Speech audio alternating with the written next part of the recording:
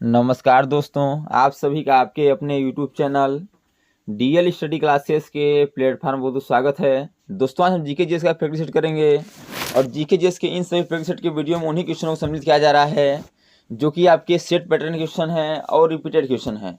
तो जाके आप लोग जीके जीएस के इन सभी प्रैक्टिस सेट से जुड़कर अपनी तैयारी को अच्छे से कर सकते हैं। तो चलिए बिना देरी के अपने क्वेश्चन पर आगे बढ़ते हैं और देखते हैं कि किस प्रकार के जीके जीएस क्वेश्चन हमारे एग्जाम में पूछे जाते हैं।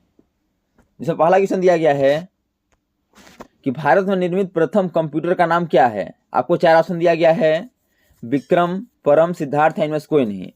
तो भारत में निर्मित प्रथम कंप्यूटर का नाम आपका सिद्धार्थ है, इसलिए इसका ऑप्शन नंबर जो सी है यह करेक्ट आंसर हो जाएगा। अगला दिया गया है कि दीन ए इलाही धर्म की शुरुआत करने वाला प्रथम शासक कौन था। ऑप्शन हुमायूं, बाबर, जहांगीर या अकबर।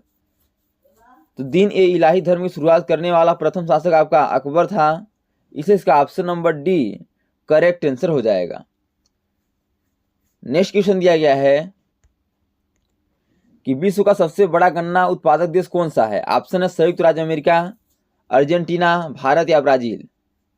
तो विश्व का सबसे बड़ा गन्ना उत्पादक देश आपका ब्राजील है, इसलिए इसका ऑप्शन नंबर जो डी है यही आपका करेक्ट आंसर हो जाएगा। नेक्स्ट दिया गया है कि भारत के राष्ट्रीय ध्वज की लंबाई और चौड़ाई का अनुपात क्या है। बताना है कि भारत के जो राष्ट्रीय ध्वज है उसकी लंबाई का अनुपात और चौड़ाई का अनुपात कितना है। लंबाई और चौड़ाई का अनुपात कितना है। तो लंबाई आपका 3 है और चौड़ाई आपका 2 है, यानी कि 3:2। देखिए 3:2 किस ऑप्शन में है, देखेंगे तो ऑप्शन नंबर बी में है, इसलिए इसका ऑप्शन नंबर जो बी है यही आपका करेक्ट आंसर हो जाएगा। अगला दिया गया है कि पानीपत का प्रथम युद्ध कब हुआ था। ऑप्शन है 1857, 1761, 1526 या 1556। तो पानीपत का प्रथम युद्ध आपका 1526 को हुआ था, इसलिए इसका ऑप्शन नंबर जो सी है यही आपका करेक्ट आंसर हो जाएगा। यदि पूछा जाए कि दूसरा युद्ध कब हुआ था, तो पानीपत का दूसरा युद्ध आपका 1556 में हुआ था और तीसरा आपका 1761 में हुआ था। तो इसको भी याद रखिएगा। लेकिन क्वेश्चन पूछा है कि पानीपत का प्रथम युद्ध कब हुआ था, तो ये आपका 1526 में हुआ था, इसलिए इसका ऑप्शन नंबर जो सी है यही आपका करेक्ट आंसर हो जाएगा। अगला दिया गया है कि सबसे प्राचीनतम वेद कौन सा है। ऑप्शन है ऋग्वेद, यजुर्वेद, अथर्ववेद या सामवेद। तो सबसे प्राचीनतम वेद आपका ऋग्वेद है और वह ऑप्शन नंबर ए में दिया गया है, इसलिए इसका option number A correct answer हो जाएगा। इसी क्रम में अगला दिया गया है कि मानव में कुल कितने प्रकार के दांत होते हैं। ऑप्शन है 2, 3, 4 या 5। तो मानव में कुल आपके 4 प्रकार के दांत होते हैं, इसलिए इसका ऑप्शन नंबर सी जो है आपका यही करेक्ट आंसर हो जाएगा। अगला दिया गया है कि 1969 में कितने बैंकों का राष्ट्रीयकरण हुआ था। बताना है कि 1969 में कितने बैंकों का राष्ट्रीयकरण एक साथ हुआ था। ऑप्शन है 12, 14, 18 या 19। तो इसका आंसर होगा आपका 14, यानी कि 14 बैंकों का राष्ट्रीयकरण 1969 में एक साथ हुआ था, इसलिए इसका ऑप्शन नंबर जो बी है यही आपका करेक्ट आंसर हो जाएगा। अगला दिया गया है कि फतेहपुर सीकरी को किसने बनवाया था। ऑप्शन है नादिर शाह, शाहजहां, बाबर या अकबर। तो फतेहपुर सीकरी को अकबर ने बनवाया था, इसलिए इसका ऑप्शन नंबर जो डी है यही आपका करेक्ट आंसर हो जाएगा, अकबर।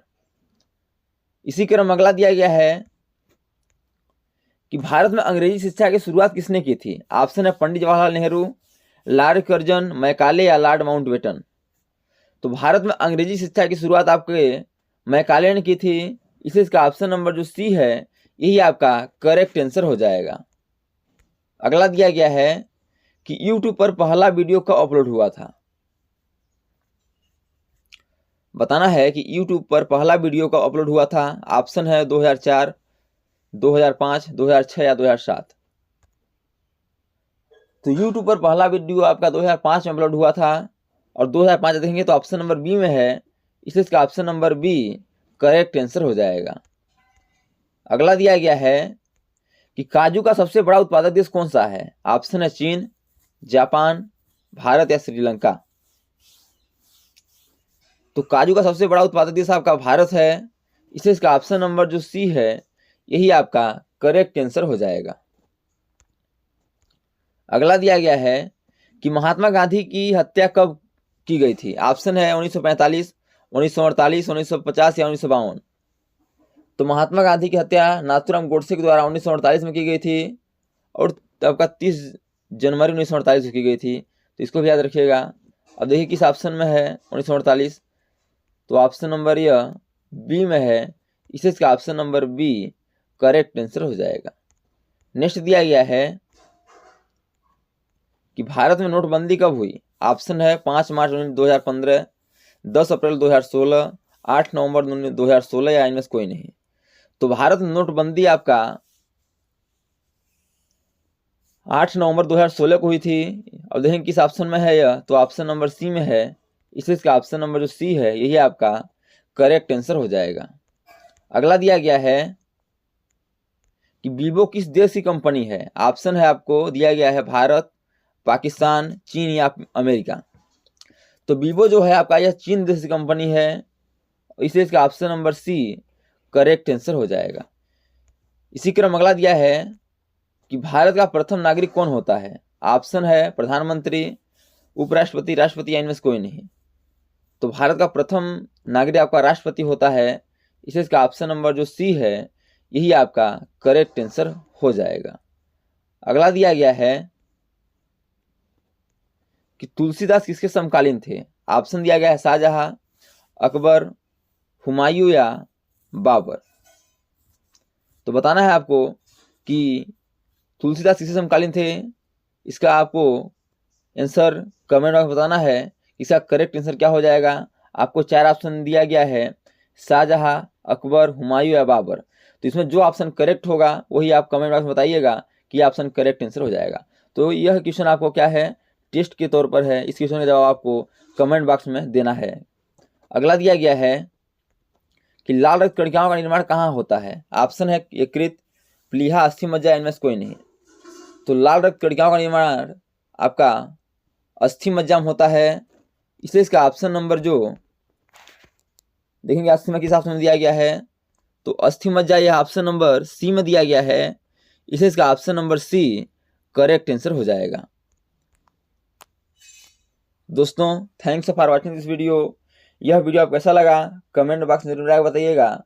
और इसी प्रकार के ऑल गवर्नमेंट एग्जाम पूछे जाने वाले GK, GS, math, reasoning, Hindi, current affairs और लूसेंट संबंधी क्वेश्चनों पाने के लिए हमारे यूट्यूब चैनल को लाइक से सब्सक्राइब कर बेल आइकन को प्रेस करना न भूलिएगा, ताकि जब भी न्यू वीडियो अपलोड सबसे पहले नोटिफिकेशन आप तक पहुँचे। तो आज तक के लिए इतना ही, मिलते हैं नेक्स्ट वीडियो में, तब तक के लिए जय हिंद, वंदे मातरम।